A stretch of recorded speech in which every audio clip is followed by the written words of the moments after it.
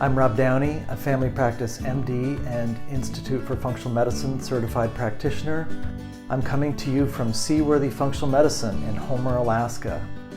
Seaworthy exists to help people overcome their health challenges and be fully vital. Hello everyone, and welcome to Field Notes, an exploration of functional medicine. I'm Rob Downey, a family practice MD and Institute for Functional Medicine certified practitioner. And I'm coming to you from Seaworthy Functional Medicine in Homer, Alaska. Today we have the great privilege to have with us Dr. Jeffrey Bland, the father of functional medicine. Good morning, Jeff. Well, good morning, Robert. Thanks so much. I feel like I'm your neighbor. You know, Alaska is one of my favorite places. We spend a lot of time on our boat up there in the summers over the years. So it's great to be connected here by Zoom. So thank you. Oh gosh, yes. Thanks again for being with us today, and on behalf of folks listening, I want to thank them for taking some time to listen and learn. And one trap I'll have to avoid is there's so many fun things I could talk with you about, life in the Northwest, Alaska, etc. I'll have to be disciplined and make sure I I stay on target. So I wanted to share first what I'll need to segue into your bio in just a moment, have you add anything that I forget, but I just wanted to share that you've had such a huge influence on my life journey in terms of how I care for people, how I fulfill my Hippocratic Oath. And so I was trying to think of a distillation of how to encapsulate that. And the robins are singing this morning in Homer, Alaska, the sun's shining, the mountains are covered in snow. And I thought of that line from the Van Morrison song, I feel wondrous and lit up inside. Oh, beautiful. Wow. Thank you for sharing. That's a perfect image to have this conversation laid on top of. Thank you. So if I fully articulated your bio, then we wouldn't have any time left for the interview. So I'm only going to hit the highlights, and I'll rely on you to add any critical things that our listeners might need. And many of them will know you and just be glad that we get to talk. So you're a PhD biochemist, and you worked with Linus Pauling, a lifelong mentor and friend, the two-time Nobel laureate. You were a leader at his lab. You also were founder of Bastyr, first federally accredited naturopathic medicine college in the United States many years ago now, and where my mentor, Hilary Daly, a naturopathic doctor, came from Bastyr. Wow. And then with Susan, you founded the Institute for Functional Medicine, also back in the early 90s, so approaching or around the 2-decade mark for Institute for Functional Medicine. Now the Personalized Lifestyle Medicine Institute, author of 120 peer-reviewed papers, and we're just scratching the surface. So I think for today's purposes, that thumbnail sketch will probably have to be adequate. Are there any key things about your bio I should add today before we segue? No, thank you. That's I think that lays out the landscape of what I've been working on. The only difference, the only arithmetic difference is that IFM now is coming into its 30th year this year, not 20 years, but 30 years, because 1990 to 2020. So it's 30 years. That's important.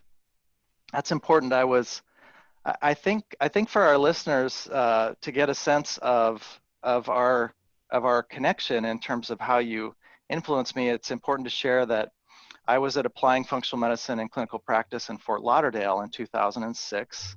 And so you were there, and David Jones was there, and David Jones led off by saying, okay, everybody, you're wearing these glasses essentially that are making you see the world upside down, but you didn't know that you were wearing the glasses. And then when you take them off, everything's going to flip again, but then your brain will reorient. And then you talked about xenohormesis, which I don't want to put the cart ahead of the horse, so which sort of lit up my mind. And then every night I said to my mentor, who Bastyr trained and influenced by functional medicine, and she and I cared for patients together at the point of care in Montana for many years. And she flew out with me to get this training because she said that I'd be able to help people the way she helped people. After she had had this incredible result with an autoimmune case, I referred to her. And so every night I would say to her, Hillary, what's happening now is Dr. Bland and Dr. Jones and Institute for Functional Medicine, they're completely shattering my concepts in a good way. And so I'm intoxicated and intimidated because I'm going to have to strip this back and rebuild to see how I care for my patients as a family practice MD, as like taking care of an ecosystem rather than taking care of a machine.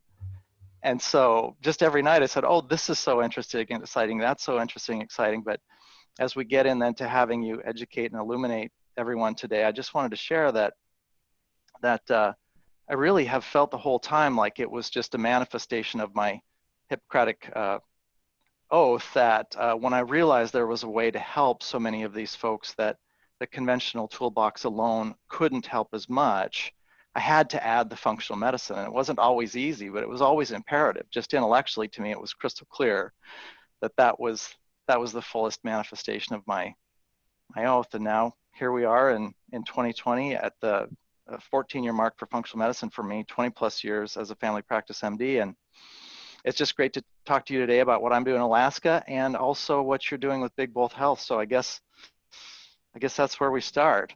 Yeah, let me, if I can, just that's a great introduction. Let me just respond a little bit to the David Jones, Jeff Bland dance and how that relates to functional medicine from my perspective, looking back now.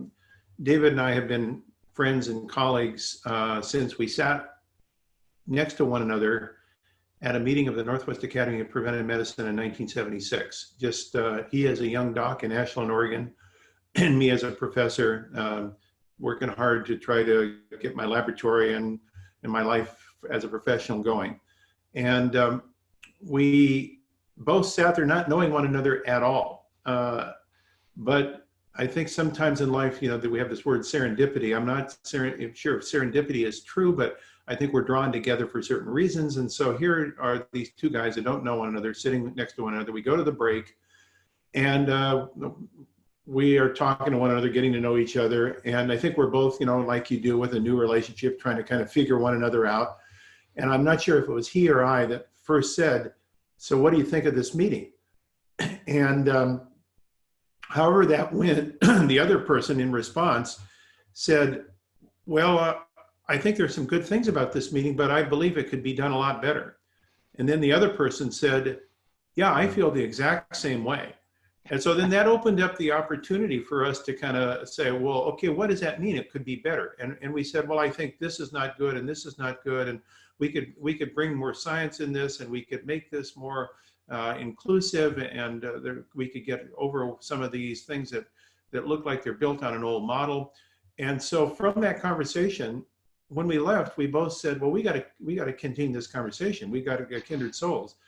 So from that, then I ultimately, over the next year, became the president of the Northwest Academy of Preventive Medicine, and he then said, I'm going to start the Southern Academy of Preventive Medicine in Ashland, Oregon, to have Southern Oregon docs involved. So I went down 4 times a year to Southern Oregon to meet with his group, and he came up 4 times a year to meet with our group. And so we started this conversation. And that conversation grew out then as a study club, basically, ultimately with probably between the two places, maybe 100 healthcare practitioners. In that group were people like Jonathan Wright and Joe Pizzorno, and I was then meeting once a month. We called it a journal club, and I'd go through papers and I would say, so here's what's happening on the frontier of what I'm calling systems biology. And I think this is going to be the pulse that will change the way we think about healthcare. And maybe for whatever the reason, the timing was right. We got more and more interest, and that kind of grew up until my wife said to me, she said, Jeff, you keep talking about all these wonderful people you're meeting and these ideas that you're expressing, and now you're traveling internationally and provoking conversations. And why don't we just sponsor a get together of some of these thought leaders and do a whiteboard discussion and say, what does this really mean? And that led to the 1989 meeting in Victoria, Vancouver, British Columbia, of where we then hosted, I think it was 38 people to come in that were friends and colleagues from around the world from different disciplines to do a whiteboard discussion of what would medicine look like if we remove the barriers of licensure, reimbursement. And we just talked about what would it look like if it could be best practice based on what we're learning about systems medicine, systems biology. And that was then the birthing of functional medicine. So it really arose out of just two renegades, two rebellious guys sitting in a meeting saying, I think we can do a better meeting than this. So I think it's an interesting history when I look back that created this opportunity. I love that. I love hearing the Genesis story. I heard that articulated through, again, my mentor from Bastyr, and thankfully she got the story pretty accurate, and maybe she got to hear from you or David over the years, hear you reflect. It strikes me as we talk that there is a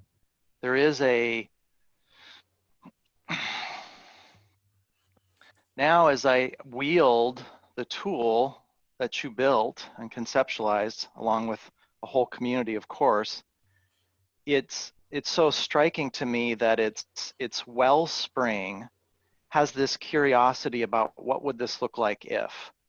And it strikes me that integrity is one of the key operating principles or compass headings that comes out of functional medicine. Intellectual curiosity, scientific rigor. And a lot of these concepts aren't intuitive to a number of MDs trained in the last 20 years necessarily, just given a bit of a drift that you describe in the disease delusion toward an unintended drift toward a mechanistic approach to health and disease. And so now when I use the functional medicine tool in practice, I find that the operating system's just running in my brain. And it's the same curiosity, I think, at the point of care that you described you and David having back in the mid-1970s. I just find myself sitting there, the operating system's running, the person says that they're tired, but they're not depressed, they're not anemic.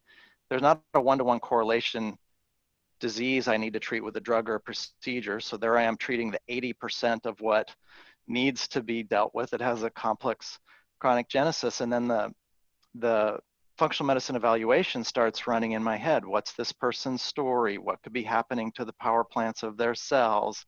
Could they have burdens? Could they have inadequate nutrient assimilation through the gut border?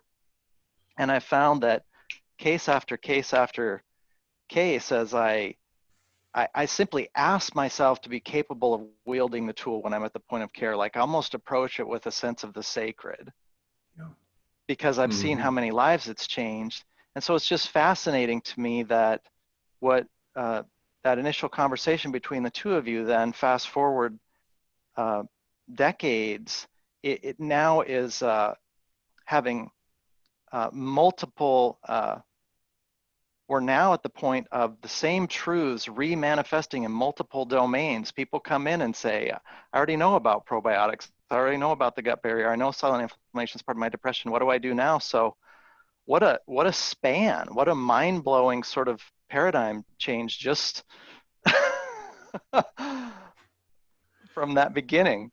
Well, I think I'm probably going to be overly simplistic in saying this, but what I've come to recognize, and maybe this is just a consequence of 6 million miles of travel and being 74 years of age and just trying to understand what I've seen and learned and experienced over those years, is that first of all, learning is not linear. It's episodic, and it, as Thomas Kuhn said, it has these shifting things. You know, you can go along for a long time and you think you know stuff, and then suddenly, boom, you go into this exponential learning mode where you say, wow, there's a lot I didn't know. And you just pick it up very, very quickly, a whole nother reality, a whole nother visualization of what you think is reality. And I think that for us in the field of healthcare, because the constructs of science that underpins a lot of what is medicine has not been static at all. It's been extraordinarily dynamic. but the ability of the system in which it's applied to incorporate that rate of change is not nearly as facile, not nearly as flexible. And so the system lags way behind the knowledge. And the way that people respond to that is saying, well, we don't want to move too quickly because we don't want to do things that would injure people or put them in harm's way. And so we have to make sure that we check every box and go through all the proper evaluation of safety. And no one would disagree that safety is important. But when you're dealing with chronic illness and the variables have to do with lifestyle, the criteria for decision making, I believe, are different than if you're doing chemotherapy with a drug that at worst can kill. Mm-hmm. And so you have to have a differential way of assessing how you make decisions. And we are unfortunately bridled by the same kind of decision-making process, no matter what the question is, no matter what the hypothesis is. It's where's your double-blind, placebo-controlled, randomized trial? When you're dealing with a multifactorial aspect of a people with polygenomic relationships to a complex environment, and ask, well, how do you do the study that you're actually going to tease that apart in a proper way and not be population-based health? It's going to be individual. And the answer is it's impossible. You mm-hmm. cannot do all those things, no matter how you might want to. So if you're mm-hmm. bridled by the same rules that are convention to a different question, then you are never going to advance to, I think, the answer to where the dominant 80% of our expenditures for healthcare resides, which is in the chronic, complex, non-communicable disease area. And that's why I believe functional medicine, or however we want to call this, I don't even want to put a term on it other than just to say some systems approach as to how genes and environment interact to give rise to our function. And that our phenotype is a lot more variable than we ever believed, because we now recognize that genes are epigenetically linked to experience. And that experience then creates an outcome called how we look, act, and feel. And it's very plastic, much more so than we learned from Mendel's laws when we were in the 8th grade and we learned over crossover frequencies of dominant and recessive genes. And we thought those are the rules of the road. But now we recognize those rules are only partially true. Mm-hmm. There's all this other variability that's laid on top of it, the fine-tuning knob that we call epigenomics. So all these things, which are extraordinary new discoveries that have happened only within the last 20 or 30 years to become the reality of today, which are not incorporated yet in our medicine. And so the gap grows wider. And that is, I think, the dialectic that we find ourselves in right now. And it's also why functional medicine and this whole field has, frontier battles with people that give accreditation and people that evaluate what is evidence. And, mm-hmm. Because they're working from a set of rules that are actually pretty obsolete in the face of the new things that we understand. Mm-hmm. But if you use old rules to judge new things, you have a challenge. Sure, there's a discordance there. Yeah. I'm so struck by so many things you said. One, I feel maybe the most important to attest to is that the dual certification's been so powerful for me, being a board certified family practice MD, practicing 2 years north of the Arctic Circle, rural settings, delivering babies, being in the emergency department, using antibiotics, using pressors in the intensive care unit, and then using curcumin to down-regulate NF-kappa B at the level of the cell in people with ulcerative colitis, like just doing everything under the sun and seeing how they all come together. I realized I'm at about the 15,000 hour mark in functional medicine, and I don't say that as a gee, ain't I great thing. I say it as like, well, based on Malcolm Gladwell's criteria, I don't even really get to think about the distillate of my understanding till I get past 10,000 hours. So I'm sort of a newbie in that respect, but I've been so struck by how it feels then to be, like I was trying to think of metaphors of who I am in relation to you. And one of the things was that I've been out there using the tools and finding out what happens. And so I've been so struck by the safety focus of conventional medicine often is taken care of relatively quickly. My patients who are tired, I know relatively quickly that they don't have cancer, they're not anemic, they're not clinically depressed and suicidal. And so we go through that differential diagnosis pretty fast. And I've done enough medicine over the years. If cancer crops up or anemia or clinical depression emerges, and that's the genesis of their fatigue that requires medication or surgery, we find and treat it. So I don't find that I'm having to deal with the false dichotomy of this or that. This is the conventional medicine. It's just that it relatively quickly exhausts itself because of what you point to in the disease delusion, that only 20% statistically-ish of what MDs treat is a one item, one solution, get the bug drug combo figured out, get the brain tumor resected. And then the 80% of the rest is going back through their story, seeing it through the functional medicine lens, the matrix, and then relatively quickly, people get on track. I did want to share with our listeners that now, thankfully, Cleveland Clinic Center for Functional Medicine has this JAMA article showing that 7,500 people were in a non-functional medicine family practice setting or in the Cleveland Clinic Center for Functional Medicine, and over 12 months, the efficacy based on this National Institutes of Health validated tool evaluating quality of life, over 12 months, the functional medicine patients had a better or equal quality of life outcomes measure from NIH, which has no agenda at all to further functional medicine. And when I heard that, I thought, well, these are the kind of studies we need to start talking to the colleagues that want these double-blind placebo-controlled trial data for understandable reasons. But that kind of, the double-blind data, again, sort of tends to look at a one-item, one-fixed solution, whereas the NIH tool for evaluating Cleveland Clinic Center for Functional Medicine patients is in some ways perhaps a better tool because it can look at a systems biology toward of overall outcome approach. So I guess those are the things that I flashed on while you were sharing. Just I get to be out there actually experiencing what you're describing.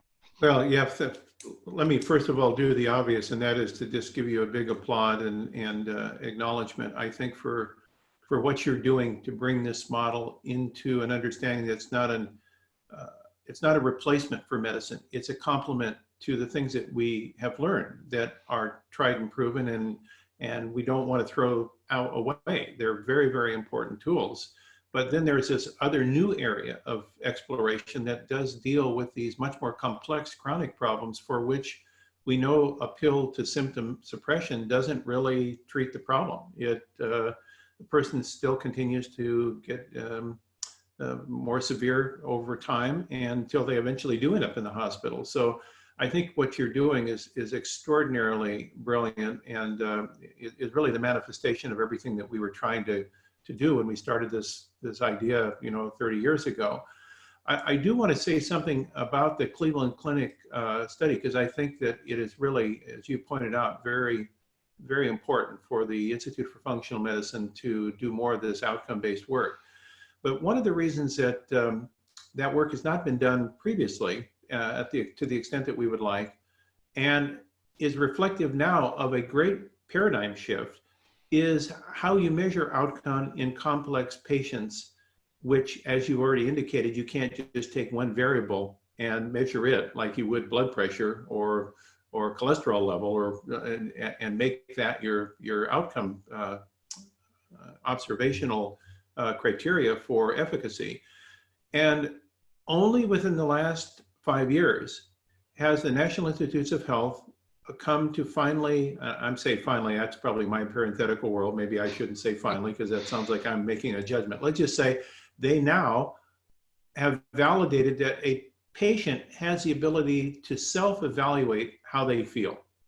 Now that might sound very crazy.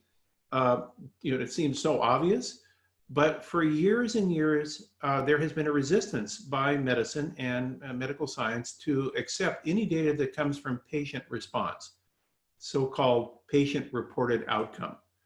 And so we had all this patient-reported outcome data that was considered soft. It was considered qualitative. It never could reach the level of evidentiary support that it could be included in a good study.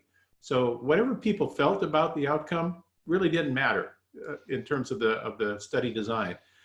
And it was finally pointed out after years and years of debate with biometricians and academics studying this, that often studies actually came out with a positive p less than 0.05 significance of a certain therapy. But when they went and talked to the people that were involved with the therapy, they said, I actually didn't feel better. I felt worse. Even though the number changed and it was significant in terms of the variable against whatever the measurement criterion was, for me personally, as a participant in the study, who you might have said I was successful, I didn't feel I was successful because I felt worse because the unintended adverse side effects were worse than the outcome of the treatment. So that led eventually a pretty big revolution, I think, in what is considered acceptable evidence, in which the NIH now and the FDA, for the first time in the last 3 years, accepts into drug registry trials patient-reported outcomes using this instrument that was developed after, I think, more than $100 million was spent, the so-called PROMIS questionnaire. That's the patient-reported outcome measuring system, PROMIS. That PROMIS questionnaire is now a validated questionnaire that can be used in clinical trials and is in many, many studies. That is kind of a revolutionary paradigm shifting concept, because now we actually validate that patients and how they feel about an outcome is a measurable, quantifiable, and important bit of criteria from which decisions can be made. And that was, excuse me, the basis of the Cleveland Clinic trial using that PROMIS questionnaire. I'm so glad how you illuminated that, because that kind of data, that kind of validity, NIH and FDA, that's the coin of the realm for so many of my colleagues. That if I talk about those sources with my colleagues who are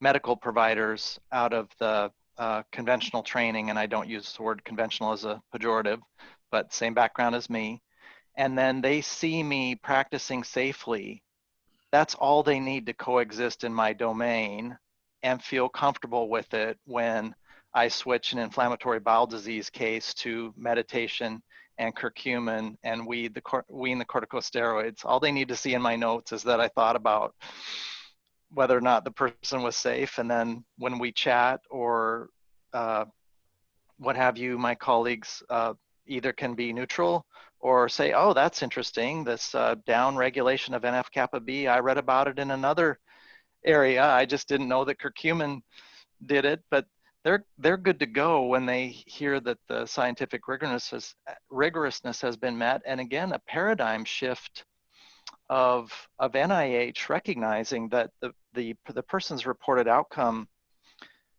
matters, fits so much with what I see at the point of care, because I find, again, this functional medicine tool of hearing the person's story and then engaging the way David Jones has sort of passionately espoused, that therapeutic alliance. It sometimes it almost feels remarkably easy that hearing the person and then illuminating the path forward, the tool works so well. I can't resist mentioning the only thing that stood out to me about the JAMA outcome we've been discussing was that it showed equal efficacy, which is mind-blowing. But the thing that made me go into functional medicine was that I could resolve cases that didn't respond to conventional treatment. So this autoimmunity case back in 2005, my ND mentor, Hillary Daly, she turned around a psoriatic arthritis case with whole food, bromelain, curcumin, and quercetin, probiotics, and some stress management. I mean, like, this person had had a number of immunomodulatory drugs backfire. Their reported quality of life would be terrible. That's why they came to the clinic. And then the amount of outcome with a handful of supplements and lifestyle was like 1/100th or 1/1000th the cost. So it's just this is a great time to be practicing. Yeah, Rob, you're hitting on so many really things that just light me up and give me goosebumps, just really important observations. I've asked the question, it's my recent kind of inquiry question with individuals. I said, do you have occasion to either watch television, public media, or to look at print ads in various publications and look at medical advertisements? And most people in the medical world have some sensitivity to when they see advertisements for drugs or medical therapies. And so they'll say, yeah, and I'll say, well, have you noticed any increase in frequency of specific ads for specific types of drugs? And it's interesting because most often they won't acknowledge, they won't have recognized that there is some groundswell of increasing numbers of drugs that are actually the same kind of bioactive material, but it's being used against multiple different diseases, all of which relate to immunological hypersensitivity. So now you have drugs for colitis, you have drugs for dermatitis, you have drugs for arthritis, they're all immunosuppressive drugs, and they're coming out because that's the area where the drug company sees that in cancer therapy, where the biggest opportunities for treatment are, because it's the most rapidly advancing problems that people have is their immune system are speaking back. We didn't just suddenly wake up as autoimmune people. And No. in fact, I even think the concept of autoimmunity is a fallacious concept. I don't think we don't wake up and become allergic to ourselves. I don't believe that's what happens. What happens over time is our body gets transformed into something that is not any longer as friendly to us as it once was. And there are many biological processes that do that, that create debris and damaged cells that take our own DNA or our own cell membranes or our own proteins and make them foreign to us, that then the immune system does exactly what it should do. It recognizes foreigners and it starts to respond. And unfortunately, we're the bystander that gets innocently injured. So when I hear you talk about the experience that you're having, it strikes me two things, and I'll just quickly, hopefully summarize. A number of years ago, one of our docs in my clinical research facility, Dr. Jack Kornberg, who we dearly loved, unfortunately, he's passed away recently, which we're all very sad. But Dr. Jack was just a remarkable clinician. He had been a surgeon for 25 years, highly regarded, and was told by one of my former students, who was the head of anesthesiology, when they were in the operating room together, and Jack was saying, as they were doing this operation, to Tom, the anesthesiologist, saying, you know, there's something interesting out there that's happening in medicine that I need to learn more about, this other alternative stuff, and I don't know anything about it. So Tom said, well, you know, my mentor that I had when I was in medical school, this Jeff Bland, is over there in Gig Harbor, Washington. Maybe you ought to go over and meet him. So Jack did. He came to an AFMCP, one of our first, way back when we started IFM. He became such a devotee that he and his wife Peggy, who was a surgical nurse working with him, both gave up their practice, retired from surgery, and became functional medicine husband and wife practitioners. And so then he became one of the three doctors running our clinical research center, which we saw about 1,500 patients a year on different research projects. So one day he comes into my office one morning, actually, I vividly remember this, and he has the local Tacoma, Washington newspaper in his hand, and he throws it down on my desk, and he's very upset. He goes, "This is ridiculous." And I said, "What's ridiculous?" He said, "Read this. Haven't you read the paper this morning?" I said, "No, I haven't." And there on the front of the paper was a photograph on the front page of two hands. You didn't see the persons whose hands they belonged to, but you did see the two hands with a pile of pharmaceuticals in her hands. And the story is about this woman who has this unique form of autoimmune disease called erythromelalgia, which has so disabled her that she has to take this pile of medications. I mean, she was taking enough Neurontin to basically stop an elephant in full flight. And he says, "You know, we can help this woman." And I said, "How do you know that?" He says, I said, do we know anything about this specific type of autoimmune disease? Have we ever seen anyone in our trials on this? He says, no, we don't know exactly, but I'm telling you, we have an approach that I think we could help this person. And we need to take this on. I need to call her and ask her if she wants to come in here and be a member of our studies. And I said, well, I think that I love your advocacy and I love but this could create some like medical legal issues here. So I think we need to be cautious. And well, it turns out that her physician, her rheumatologist, was the head of rheumatology at the University of Washington School of Medicine. So she was getting really high quality care from a traditional rheumatology perspective.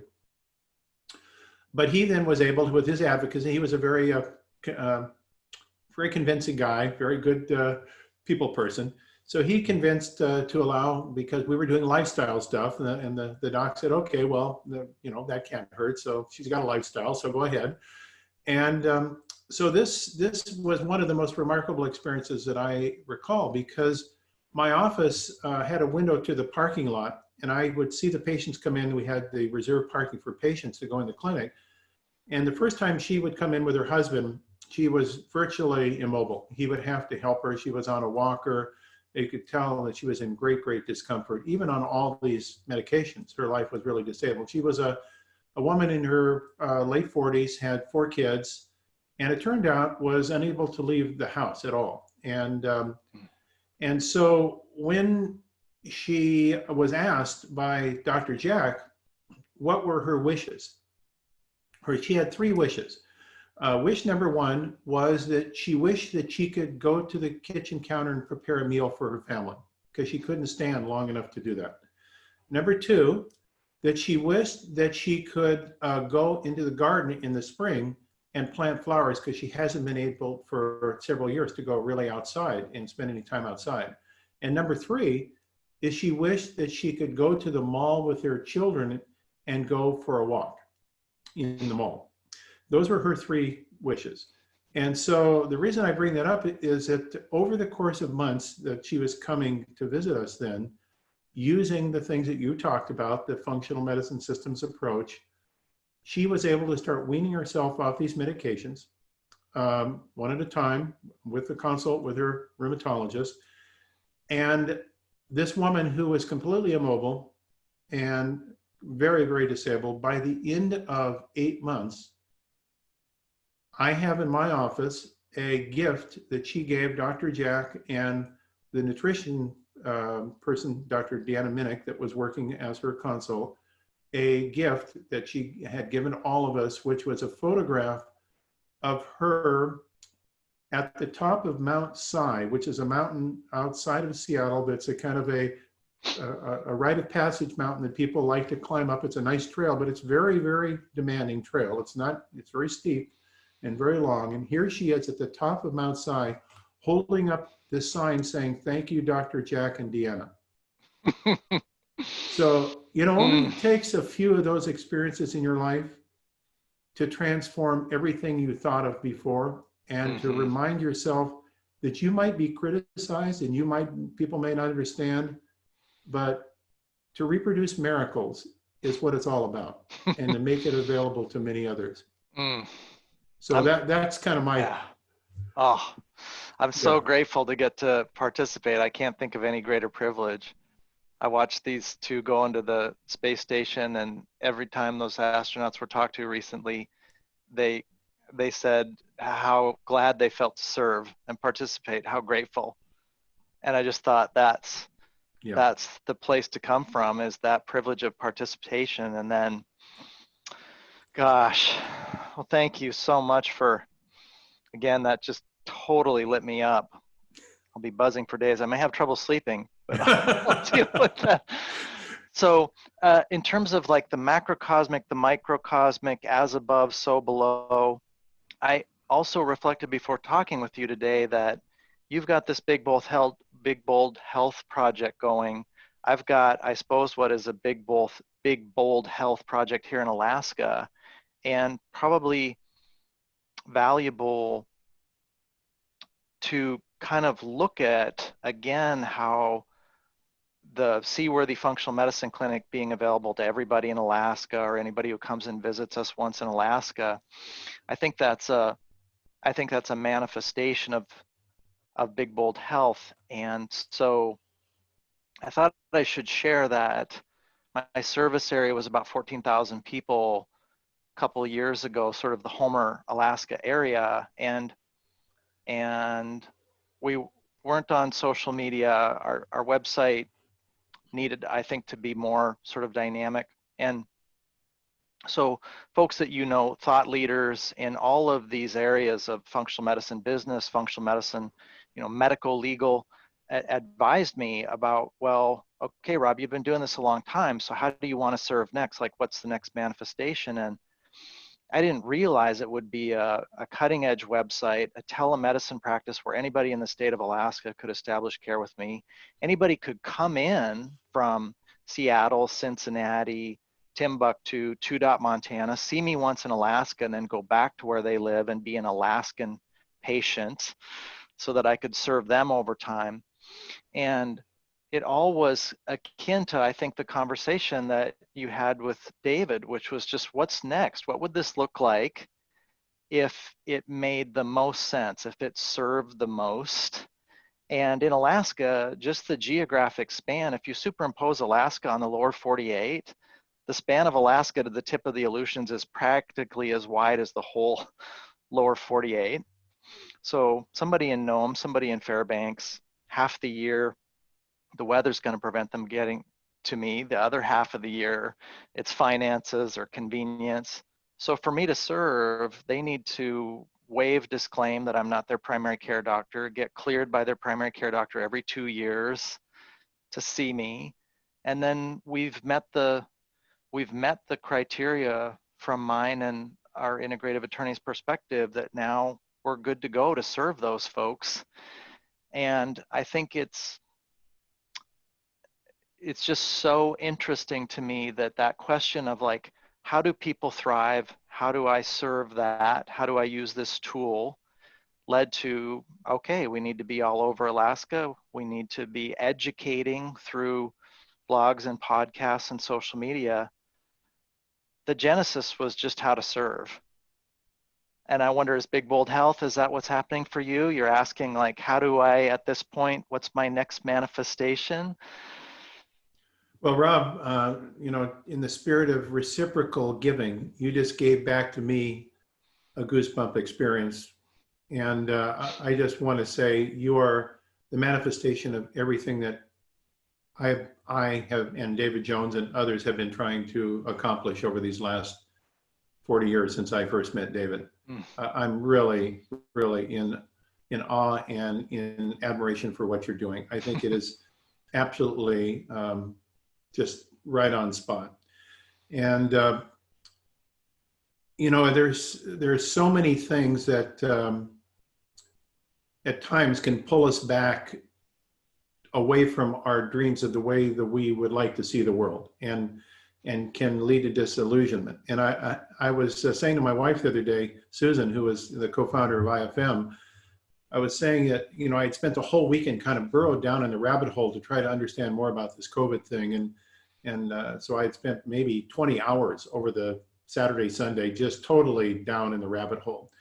And I walked in, it was late at night on a Sunday, and she said, wow, I know you've been pretty busy because I haven't seen you, and you look like you've been shell shocked. And I said, well, where I am right now is I'm in between a very, very interesting set of contradictory emotions. On one side, I'm exhilarated as to what I'm learning.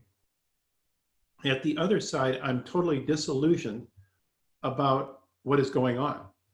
And it almost is like living in the netherworld, like living in this very complicated environment between, do I want to be exhilarated or do I want to be disillusioned? And it works at many levels. It works at societal levels, environmental levels, planetary levels. I mean, you could think of yourself at any one of those levels as being either exhilarated or disillusioned. And I select every day to advocate to be exhilarated, because I think the other alternative takes us nowhere. And what you just said is exhilarating, but it occurs in the face of things that are often complicated that want to pull us by gravitational attraction into disillusionment. And we have to kind of fight against that. And so when you talk about reaching out, I was reminded, and this is part of how we have to fight against disillusionment. So Barb Schultz had been one of the nurses in our clinical center, and one of my colleagues now, still working with me in Digbold Health actually for the last more than 25 years, probably going on 30 years, when she retired as a intensivist nurse in New York and came out to work with me and got a master's in nutrition at Bastyr actually. And so Barb came in one day, back in the days we were seeing the patients in the clinical center, in our research center. And she was very disappointed, and it's not her attitude at all. She's a very upbeat, very optimistic person. And she had a patient chart in her hand. And I said, Barb, you look like you're having a bad day.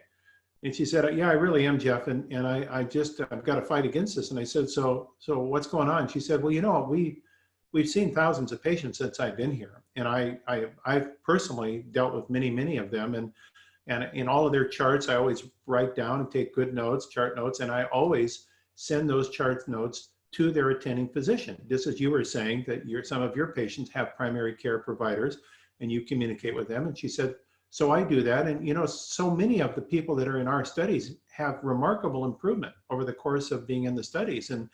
And some of them are miraculous improvements, like the one I mentioned with erythromyalgia.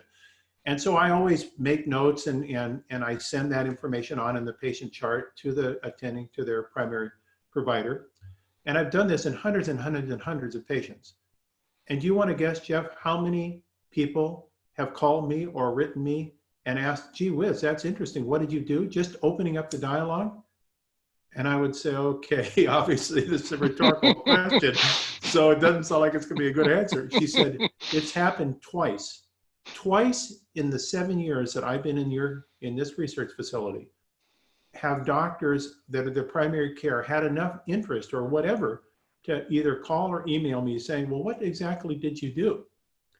And she said, that's very disillusioning for me, because I want to think of these people, my colleagues in the profession that I've been doing for over 30, 40 years. I want to think of them as always advocates for the best they can do for their patients, because I know that at heart, that's what they want. But for them never to ask how these people actually got treated to get better is very sad.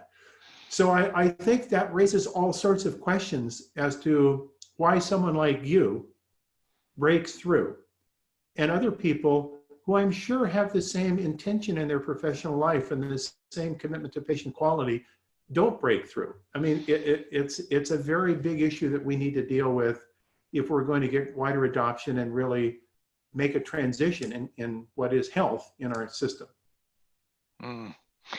Yeah, I'm so glad that you brought that up, because I have reflected on it, that I'm, again, privileged to have had this classic training. My medical school was very sort of a trial by fire. And I've asked myself since then, given that when I saw that autoimmune case in 2005 turn, I just said, I have to have that toolbox. In fairness, I actually said to my mentor, I said, well, if I get trained by IFM, will I understand what you're doing?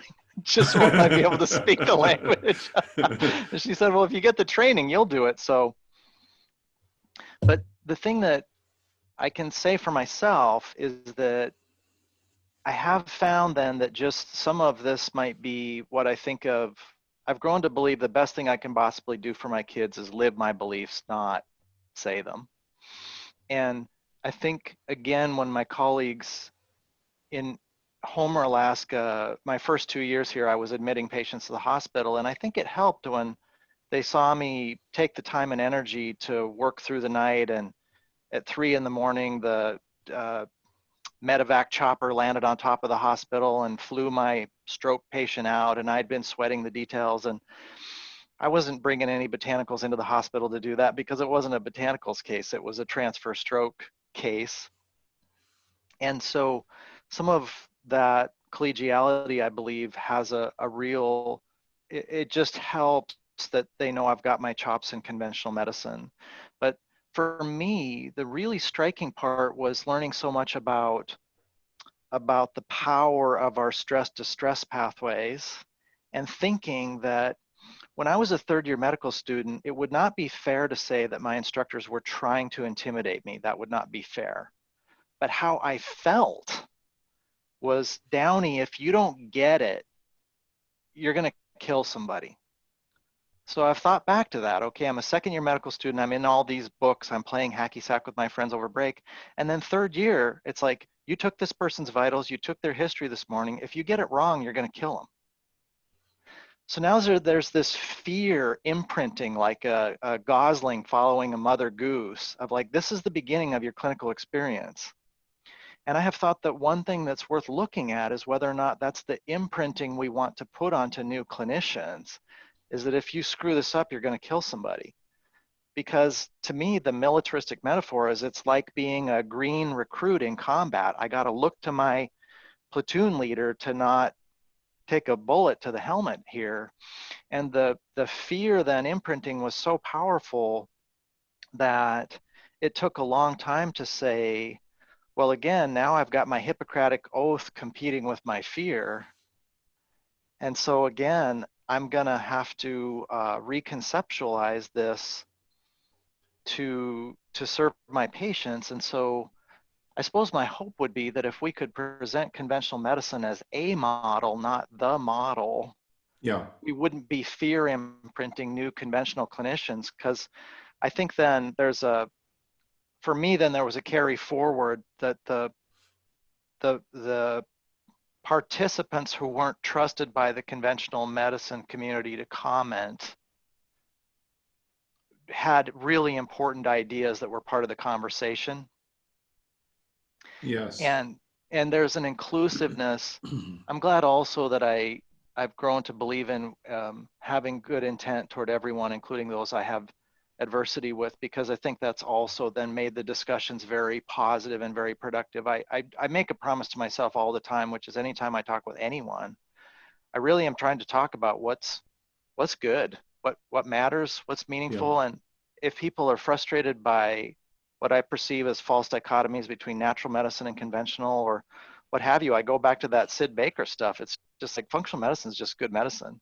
Yeah. It's just a set of principles that make sense. So it's been really fun to live it. Yes. Yes. Yeah, I think that there are so many extraordinary truths that come out of opening our ability to see some of these things that were just outside our reach from the way we were trained, right? They were on either on the fringe, or they were already stigmatized. Someone said, "Oh, you don't want to go there. You know, that can take you into dangerous water. So don't even ask those questions." And I think once we start cordoning off our ability to explore at the edges, we start sclerosing. And I think if I was to ask the question, well, I have asked this question. In fact, I even wrote an article about this. What got me into this field? What got me into this field actually was not just solely the opportunity that I had, which was magic, for spending 2.5 years with Linus Pauling and Eva Helen at their institutes in Palo Alto. That was a life changer.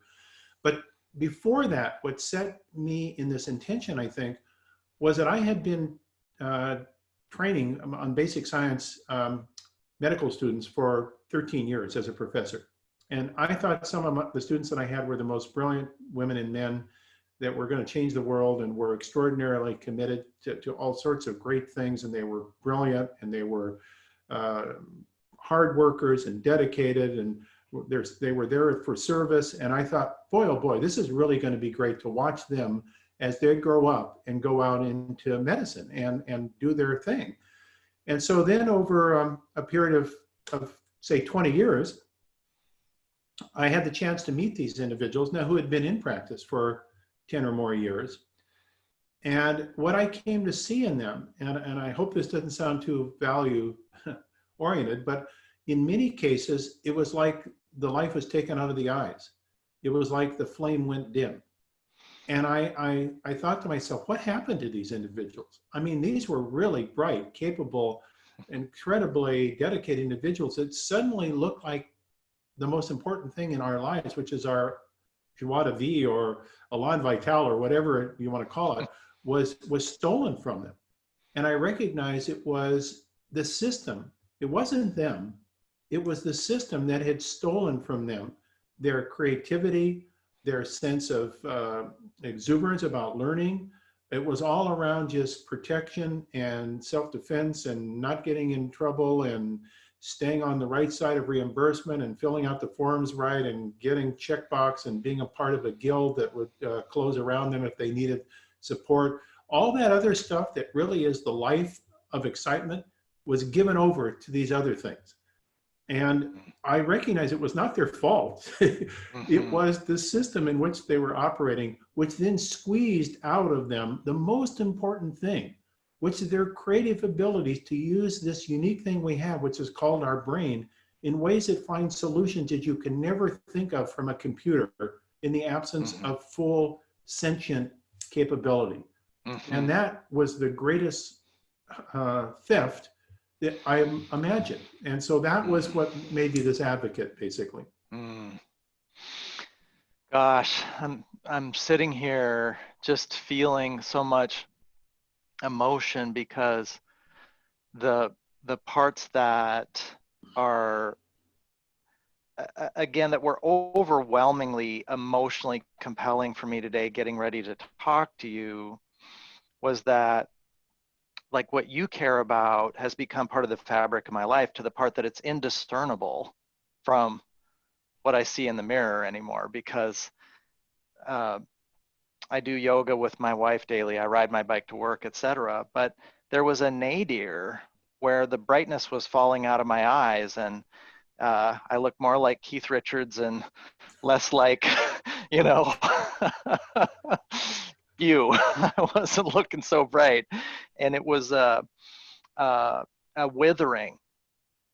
But I felt disoriented because I was, again, following my commitment to take care of patients and use the tools, but it hadn't fully emerged into my consciousness that lifestyle was the beginning. It was the cornerstone and foundation of the functional medicine house. The tests and supplements did nothing without the cornerstone and foundation built. And then even if I look at the videos I've recorded since getting to Alaska, which has been pretty much straight functional medicine for 7 years, I'm kind of a little droopy in the videos 7 years ago. And when Dan Kalish said last year in my functional medicine business class, which was really, again, about service, honestly, when he said, well, you in a 40-hour week, only 20 of it's for seeing patients. The other 20 is for supporting what you do. And then the rest of your time is to take good care of yourself and do meditation and exercise and be with your family and be outside, get fresh air. I was like, oh my gosh,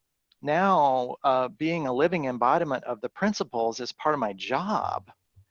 And I felt like the nadir, the irritability, the disillusionment, the overwhelm, the monkey mind, the anxiety was so profound. And I was so scared a year ago that it's like, well, if my current business partner, the hospital, who currently we have an absolutely lovely relationship, but it's like, if they're not interested, I'm going to be going to the bank for a loan, the magnitude of which is going to require me to bring a lot of flowers home every night and do the dishes quite frequently instead of my money. Yeah. And yet it all sort of, the fear, it almost felt like a novel, like, oh, this is the crux of this story. This person hits this fear point, but all of the manifestations, the software is running that there's abundance. There is enough for everyone.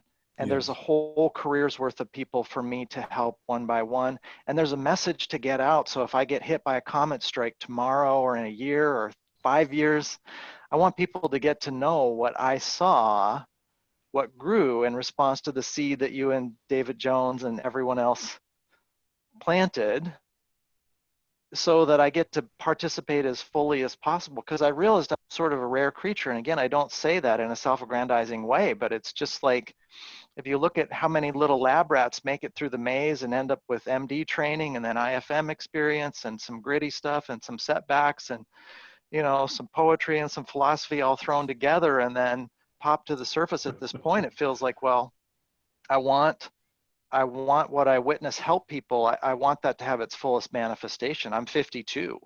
I feel like I got a lot left, but I feel like, well, that's 52 years done. A lot of people's best work's in their 30s, 40s, 50s. And then I think functional medicine allows us to be great in our 60s, 70s. But I gotta say, there were parts of it that were really scary. And it's so striking to me that I had the courage to meditate and eat whole food and ride my bike, because I'd seen my patients get better with it. It was like, oh, well, the cobbler's going to need some shoes now.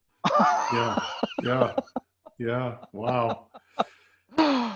Well, you're the best teacher, aren't you, by your examples? Well, you've been so generous. And the last question I have to ask you today is, people then that look to you, know you as a thought leader, et cetera, what should they be? I want them to go watch all of your Big Bold Health podcasts, which has been a blast. Thank you. A total blast. And then what should people be looking for? What do you want them to know about what you're doing now, Dr. Bland, as they watch you and your team move forward?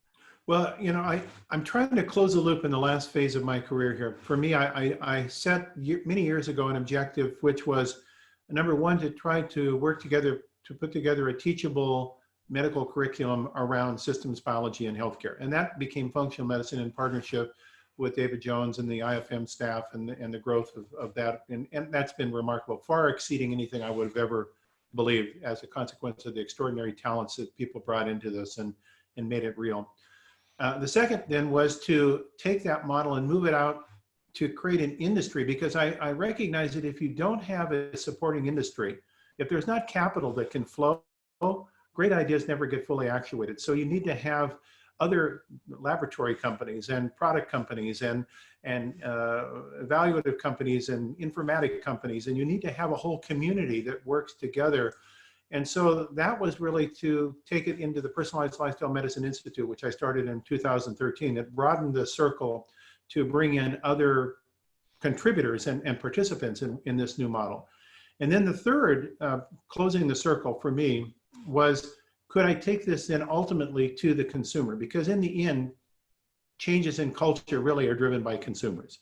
They're not driven top down, they're driven bottom up. And so if you don't get an enlightened consumer base, then you're never going to get to that shift in cultural transition that you really are looking for. So that became then, as I got back from a meeting, and I was ranting, as I often do with my staff on Monday morning, and they've been very tolerant of me, knowing that I always come back and have this big monologue. And so Trish Uri, that's been working with me for over 25 years, she said, Jeff, you know, you keep coming back and doing this, and you know, you're a fairly big guy, and you've got all these bold ideas. I think you need to have a company called Big Bold Health. And I think that would be focused on consumers that would take this information that you talk about and give you a place to put it for consumer education and consumer, that would tie together your long-standing, because my first job was a dual professorship in environmental science. I was hired in Earth Day year, 1970. I was hired because they wanted to start an environmental science program in the chemistry department. So I was dual environmental science and chemistry. So this would allow you to have a place to put your environmental interests, your planetary health, your regenerative agriculture concern, and your personal health issues into one bucket, and you ought to call it Big Bold Health. So that's my last part of my circle of activities here. And so you can find me on bigboldhealth.com, or you can find me on jeffreybland.com, or you can find me at PLMI, plminstitute.org. Any one of those places are the three voices that I'm trying to take into the universe. Oh, so great getting to spend time with you today. Thank you. Likewise, you're everything that I have been about over these years, and you remind me of the fact that with people like you stewarding the evolution of this field, it will have a great impact on patient care and health and patient outcomes. So I'm deeply indebted to what you're doing. It's just fantastic. Mm. Well, have a great day.